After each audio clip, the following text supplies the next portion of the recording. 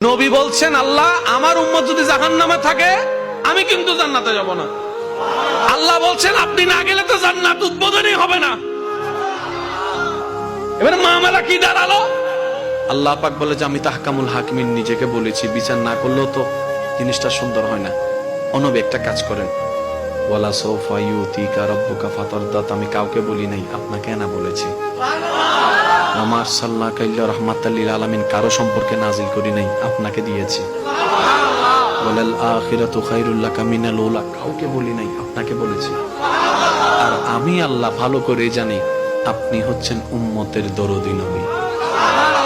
আপনি নিজের জন্য কাঁদেন নাই, সন্তানের জন্য কাঁদেন নাই, পরিবারের জন্য কাঁদেন নাই, নাতির জন্য কাঁদেন নাই, যত কেঁদেছেন জীবনে সবকিছু উম্মতের জন্য।